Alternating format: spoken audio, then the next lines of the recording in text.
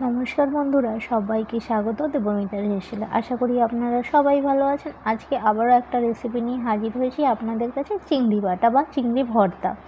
এটা সাথে থাকলে নিমেষেই এক থালা ভাত উড়ে যাবে।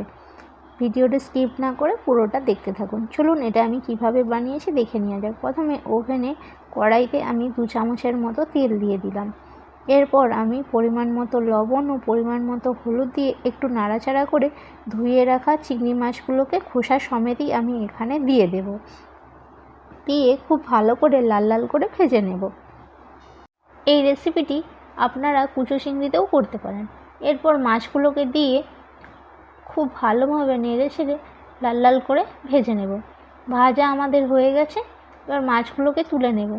আবার ওই কড়াইয়ের মধ্যে আবারও 1 চামচ তেল দিয়ে পরিমাণ মতো কালো জিরে দিয়ে দিলাম। আর কালো জিরে অল্প পরিমাণেই দিয়েছি, বেশি দিলে আবার তেতো হয়ে যেতে পারে। এইবার একটু নেড়ে চেড়ে 5-6 কোয়া রসুন দিয়ে দেব। কালো জিরের সাথে রসুন একটু ভেজে নিয়ে 2টো কাঁচা লঙ্কা আর একটা বড় সাইজের কুচনো পেঁয়াজ দিয়ে দেব। দিয়ে সব শুদ্ধকে ভালো করে ভেজে নেব। ভাজার পর একটা শুকনো লঙ্কা পুড়িয়ে নেব। আর এই ভর্তা যে যেরকম ঝাল খাবেন সে সেরকম লঙ্কা ইউজ করবেন।